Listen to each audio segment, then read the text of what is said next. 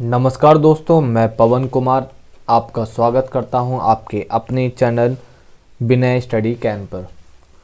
जैसा मैंने बताया था कि आज है 22 दिसंबर और आज से हम करने जा रहे हैं एनटीए यूजीसी नेट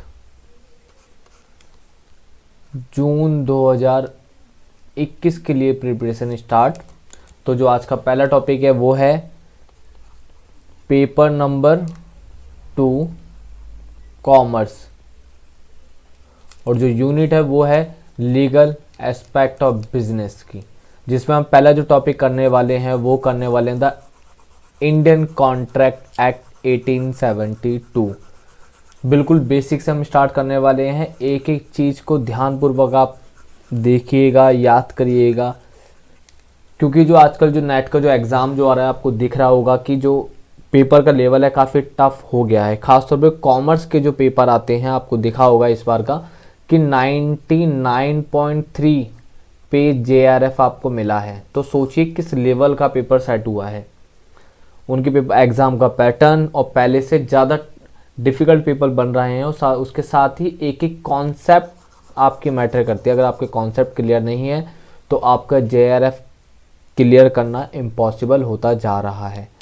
चलिए स्टार्ट करते हैं आज का टॉपिक। सबसे पहले क्या है वो है इंट्रोडक्शन की बात करते हैं कि जैसे हमारा जो एक्ट है वो क्या है, कॉन्ट्रैक्ट एक्ट 1872। तो इंट्रो की बात करते हैं। जो कॉन्ट्रैक्ट शब्द जो है ये किससे बना है? ये बना है कॉन्ट्रैक्टर्स में। कॉन्ट्रैक्टर्स मीन्स क्या होता है कि लैटिन वर्ड है ये।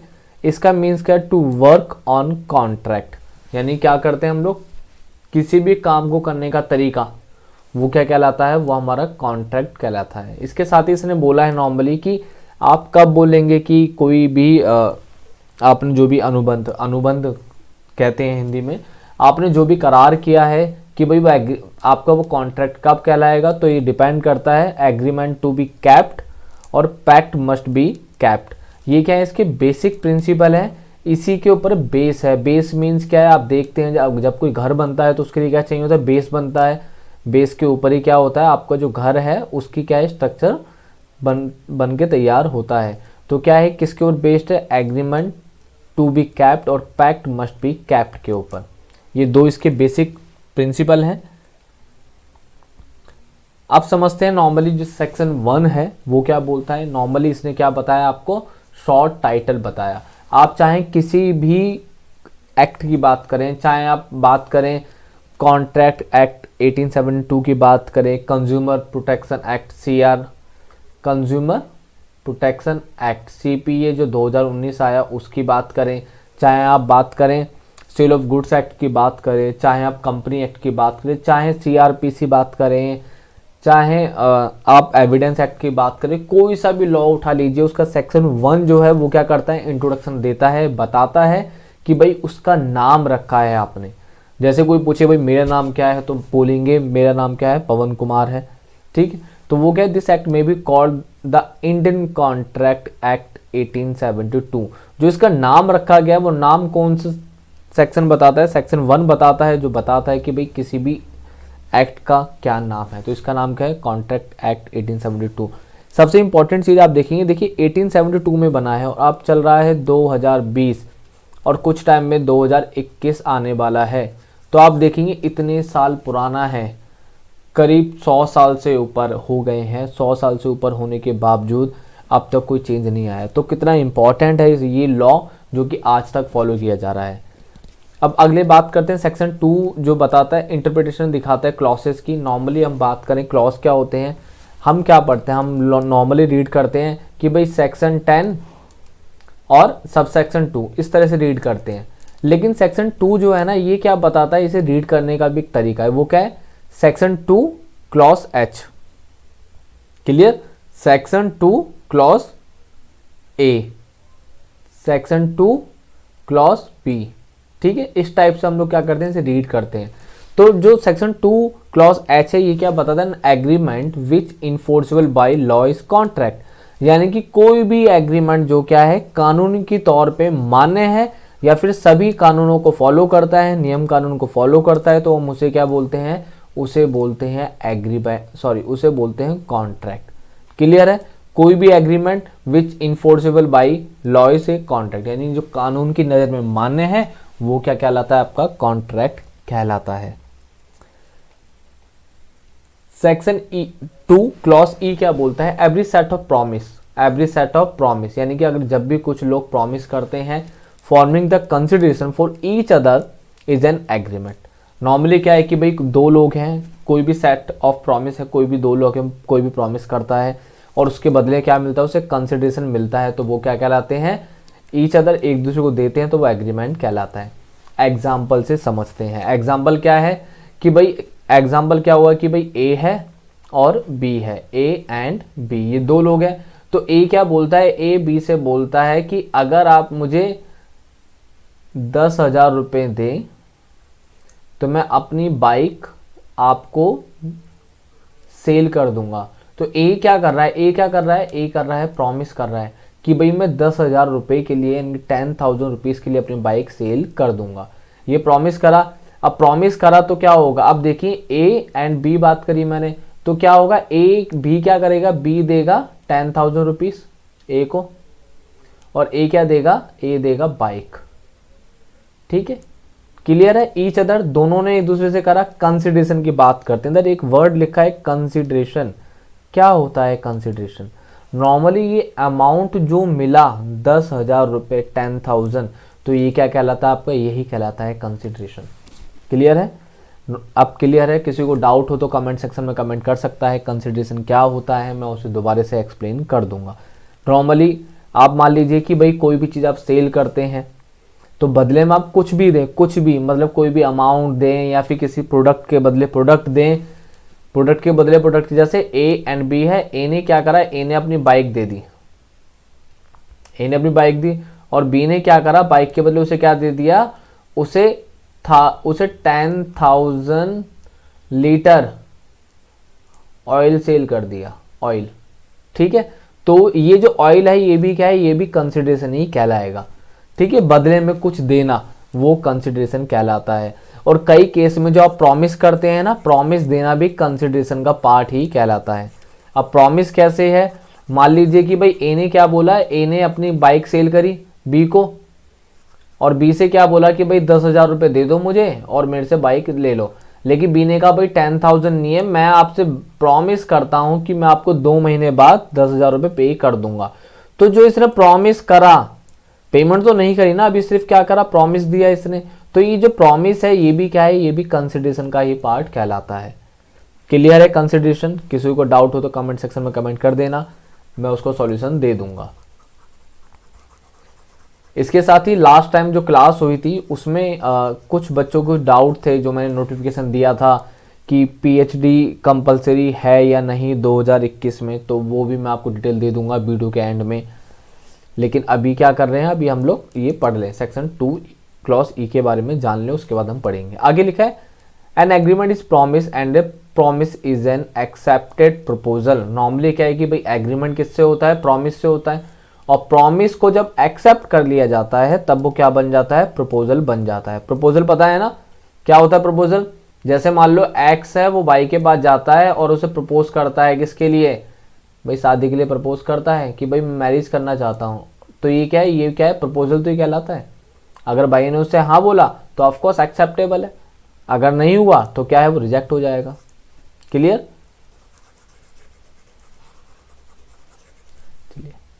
आगे से प्रॉमिस क्या होता है? An agreement is a set of 2 promise. Normally क्या होता है कि कोई भी एग्रीमेंट जो होता है वो 2 प्रॉमिस से काम करता है। पहला क्या होता है कि भाई एक प्रॉमिस वो जो जिसने प्रॉमिस करा कि भाई मैं क्या करूंगा? अपनी बाइक सेल करना चाहता हूँ। ठीक है, और बी ने अगर हाँ बोल दे, ठीक है भाई ओके मैं डन हूँ, मैं आपकी जो आपने जो प्रॉमिस करा है मैं उसको मान लेता हूँ, तो बी ने भी इनडायरेक्टली से प्रॉमिस ही करा। तो 2 प्रॉमिस होते हैं, सेट ऑफ 2 प्रॉमिस। पहला एक ऑफरर होता है और एक होता है एक्सेप्टर। ऑफरर कौन है? ए ने बोला कि भाई मैं अपनी बाइक सेल करूंगा, तो ए ने क्या दिया? ऑफर करा। और बी ने क्या बोला कि ठीक है मैं बाइक खरीद लूंगा 10,000 रुपये में, 10,000 रुपीज़ में। तो बी कौन है? बी है एक्सेप्टर, कि भाई उसने क्या कर लिया? एक्सेप्ट कर लिया। क्लियर है?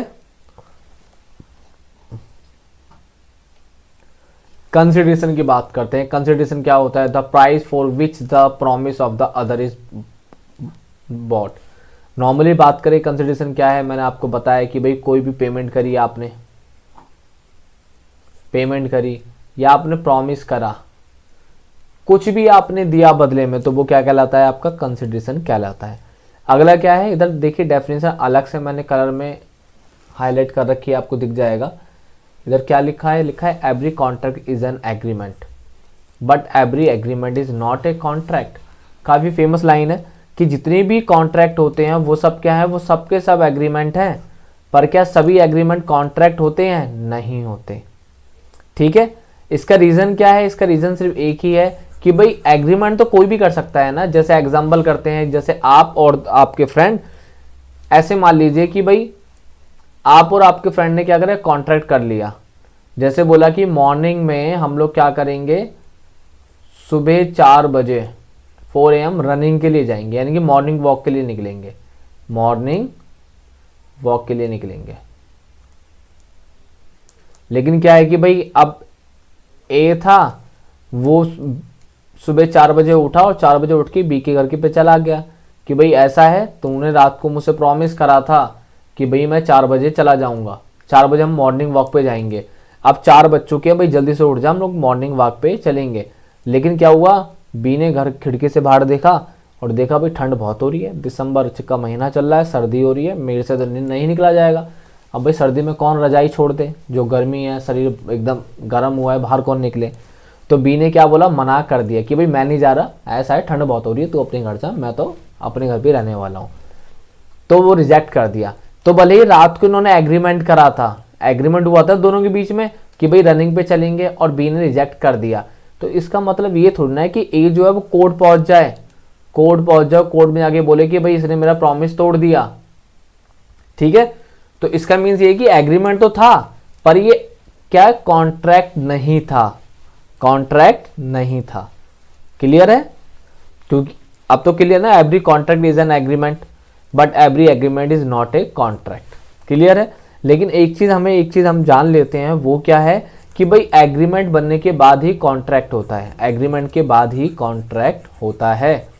तो इसीलिए कि बोला जाता है कि भाई हर एक एग्रीमेंट कॉन्ट्रैक्ट जो है वो क्या है? एग्रीमेंट है, पर हर एक एग्रीमेंट कॉन्ट्रैक्ट नहीं है। क्लियर है? किसी को डाउट हो कमेंट सेक्शन में लिख देना, मैं उसे एक्सप्लेन कर दूंगा। आगे लिखा है an agreement to become a contract when the following condition fulfil. Normally कुछ कंडीशंस है, अगर वो फॉलो की जाती हैं तो क्या होता है कि वो एग्रीमेंट क्या कहलाता है? हमारा कॉन्ट्रैक्ट कहलाता है। वो कंडीशन क्या है? सेक्शन 10 है जो बताता है कंडीशन कि कोई भी एग्रीमेंट कब कॉन्ट्रैक्ट बनेगा। पहला, all agreement are contract if they are made. कब? पहला क्या होना चाहिए? फ्री कंसेंट होनी चाहिए of parties commented to contract, यानी कि कोई भी पार्टी क्या है? Free consent. तो फ्री कंसेंट क्या होता है कि भाई फोर्सफुली ना हो। जैसे मान लो कि भाई क्या है कि भाई मेरे पास एक कार थी, ठीक है, एक्स है और एक्स के पास एक कार थी, एक जेड था। ठीक है, तो जेड ने इससे बोला कि भाई एक्स से कि भाई अपनी कार को मुझे सेल कर दे 50,000 में। अब बेचारा नई की नई BMW लेके आया है, BMW खरीदी उसने, नई BMW है जिसकी वैल्यू 50 लाख है, 50 लाख रुपए की कार है, और जेड उससे बोल रहा है 50,000 रुपए में सेल कर दे, और बी बोलता है भाई मैं तो सेल नहीं करूंगा इतनी महंगी कार। उसने मना कर दिया कि भाई मैं सेल नहीं करूंगा इतनी महंगी कार। अब ये सुनते ही जेड क्या करता है? जेड गन लेके आता है और एक्स के सर पे रख देता है। गन लेके एक्स के सर पे रखेगा और बोलता है कि ऐसा ही कार 50,000 रुपये में सेल कर दे, वरना मैं क्या करूंगा? गोली मार दूंगा, शूट कर दूंगा। अब एक्स डर के मारेगा, ठीक है सर जी, भाई साहब कार ले जाओ, मैं कार क्या अपनी BMW क्या, मैं तो मर्सिडीज भी बेच दूंगा, जान तो सबको प्यारी है ना। तो एक्स ने क्या करा? डर के अपनी कार को सेल कर दिया, जेड को सेल कर दिया। अब आप बताइए क्या यहाँ पे फ्री कंसेंट था? डर के मारे काम कराना उसने।